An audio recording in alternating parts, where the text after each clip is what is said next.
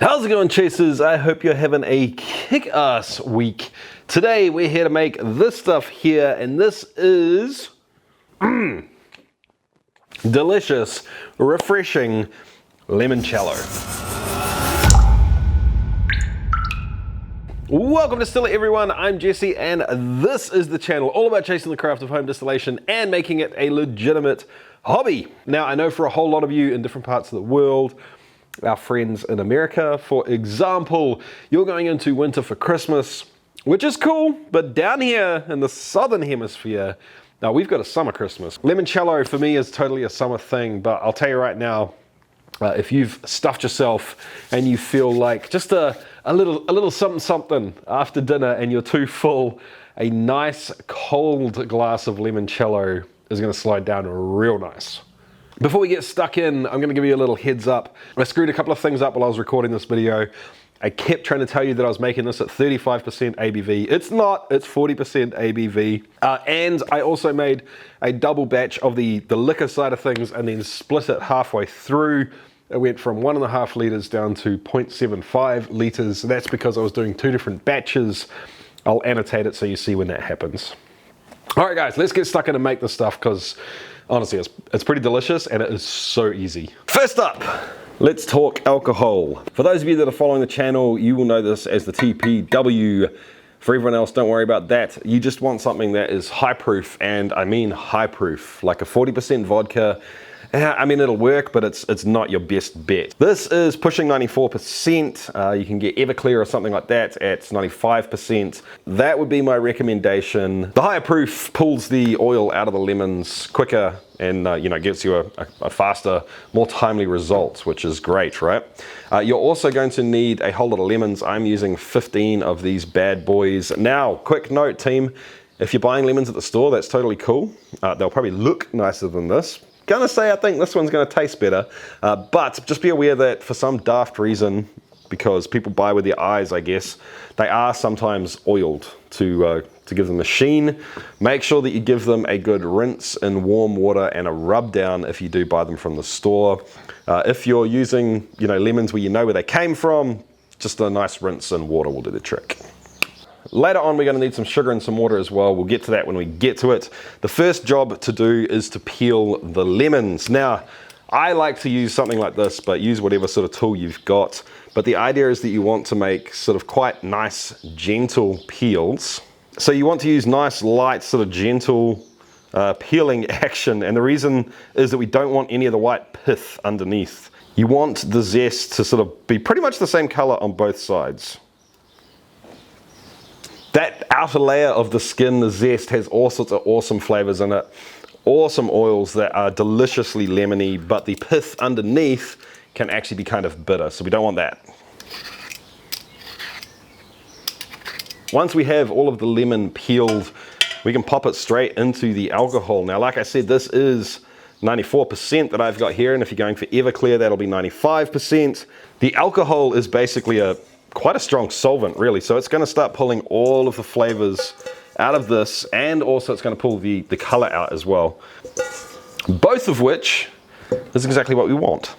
Now, obviously, different lemons are different sizes. I've got 1.5 liters of spirit here and 15 lemons, but the general rule of thumb is that when they're sort of loosely packed like this, you want them to be just submerged.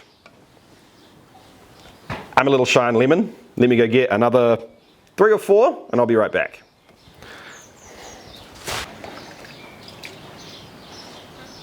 Boom.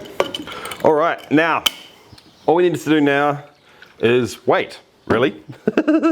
I have seen recommendations to wait anywhere between 3 days to 30 days for this stuff. It is going to depend on the temperature of where you are, the ambient temperature. It's also going to depend on the proof of the alcohol, and I assume probably some lemons act differently as well. If you don't like the idea of waiting for 30 days, you can put this into a water bath and raise the temperature up. I would suggest go to no higher than 50 degrees. You don't want to change the flavor. You don't want sort of stewed lemon flavor. You want that fresh, vibrant flavor, and you certainly do not want to get anywhere near the point where this liquid's going to start really evaporating. But Raising the temperature a little bit will let that solvent go to work a little bit quicker. I'm going to keep an eye on this. I will give it a little shake every now and again, just like so when I walk past it, and I'll come back and show you what you're looking for when it's ready. So this has been going for 4 days. For the first 2 days I did the hot water baths on it. This might be a little hard for you to see on camera, but what you're looking for when you know it's ready is when all the color disappears out of the lemon skin. And I'm assuming because all the oil is gone from it as well, it gets kind of, it's almost brittle and yum. It's not crispy, but it's starting to head almost towards something like a crappy potato chip. Now, to be honest, I could probably let this go for another week and get a little bit more out of it, but in my experience at this point, it's kind of diminishing returns for time. And I'm a YouTuber, I'm on a schedule, I'm impatient, and I want to drink it as well. So I'm pulling the plug now. If you want to let it go a little bit longer, that's totally cool. Or if you want to do it without the hot water baths, let it go for 2 weeks, 3 weeks, 4 weeks, also totally cool. But before we get on to straining that, which is the next thing we have to do, I'm going to make some things hot first, and I'm doing that now because they need to cool down as well. You get the idea. I want to add sugar and water to what's come out of that already, and I'm aiming to proof it down to, I'm going to go for 35%. Now, I'm using the calculator on my website. If you want to do the same thing, you can jump on over to chasethecraft.com, go to the calculator section, and then the dilution calculator. That is telling me that if I've got 750 mils of alcohol at 93%, and I want 35%, then I need 990 mils of water. Now, this gets a little bit screwy because yes, we're putting sugar in this as well, and so on and so forth, but you know, honestly, for this, near enough is good enough. Now, what we want to do is start heating this up. Let me get this bad boy turned on. Next, we need the sugar. Now, a lot of recipes will say 1 to 1. So, you know, if you're using a liter of water, to use the same volume, not weight, but volume of sugar. Now, for me, that is a little on the sweet side. I'm doing half that. So I'm doing 2 to 1, 2 water, 1 sugar. So that's the other reason I'm keeping it a little higher on the alcohol side. Some people serve it all the way down to sort of 25%. I think that's too low personally, but I can have a bottle of simple syrup, you know, on the counter as well, and add a little extra sugar if that's how I feel like it at that point in time. I also think that doing it in ratios like this is nice because if you're the sort of person that prefers at 40% rather than 30%, for example, I tend to think that most people in that category are going to like less sugar as well. So if you're adding less water and that water's got, you know, 2 to 1 water to sugar, then you're adding a little less sugar as well. It just makes sense to me to think of it in that way. So literally all I'm doing is heating it to help it dissolve a little quicker. I'm going to heat this and stir it until it clears out. Once the liquid's clear, you know that it's all dissolved. And I've actually brought a wide, shallow bowl to tip this into to let it cool down quicker as well. More surface area, already, you know, cold vessel rather than one that's hot. It's going to go a lot quicker and we can mix quicker as well. And we're all dissolved, so that can come off the heat now and straight into this bowl. Obviously this step is entirely, I'm literally just doing this to make it cool quicker, so don't feel like you have to do that. If you've got an afternoon to mess around with, you know, you don't need to worry about this. All right, so while they are cooling down, we can deal with this stuff here. Now, literally all I'm gonna do is strain this into another jar to remove the lemon peels from it.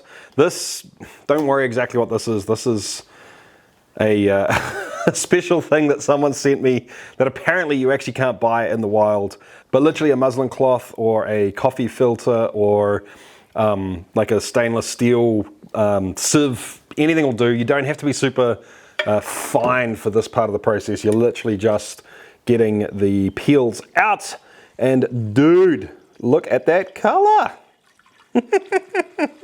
Now, because the oil has been stripped out of these things, and because it's not a very porous product anymore, you're not going to be able to squeeze a whole lot of liquid out of what's left here, but I don't know. I think it's still worth doing so. So I'm going to do that. And we're getting a little bit more out, so it's worth it. So So check out the color on this. Isn't it freaking crazy? Absolutely bonkers. You wouldn't think, looking at the even the lemons to start with, that you would get that much color out of this. Hold on. Might make it a bit easier for you to see. It's absolutely bonkers. It blows my mind every time.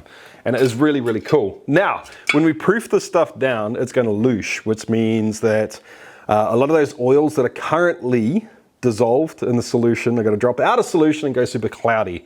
And it makes the stuff look absolutely dope. All right, so we're putting 750 mils of the lemon alcohol solution into a big old pot. Now that's just half of what we started with at the beginning. Only reason I'm doing it this way is because I'm splitting the batch down the middle. Obviously you guys don't need to do that. I know we've got that water ready to go, but a lot of people, instead of using water, will use lemon to make that sugar syrup.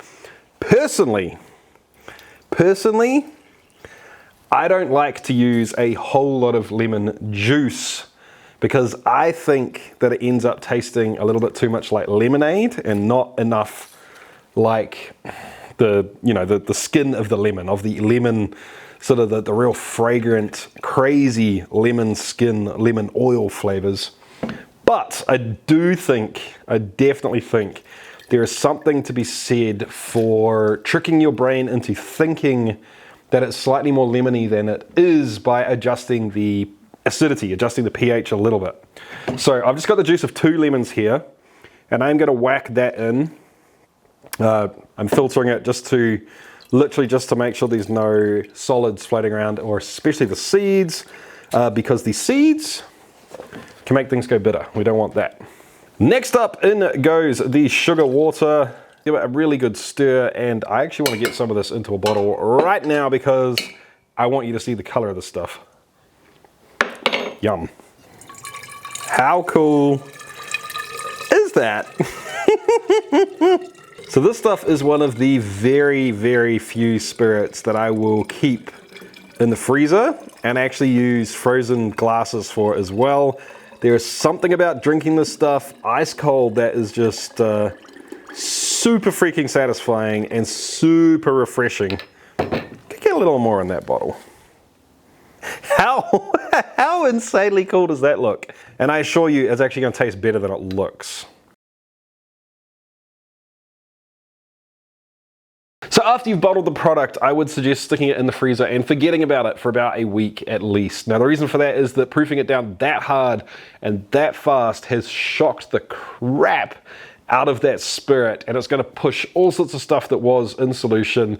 It's going to bring it out of solution and make things kind of go fiery and wacky for a little while. So give it a week or two to let it sort of sort itself out, to let it all marry together, let the flavors sort of get to know each other a little bit, and then pull it out, and it's going to be absolutely delicious. So I'm ready to taste this and give you guys my sort of opinion on the stuff. But before I do that, I need to say a huge, huge, huge thank you to the Patreons.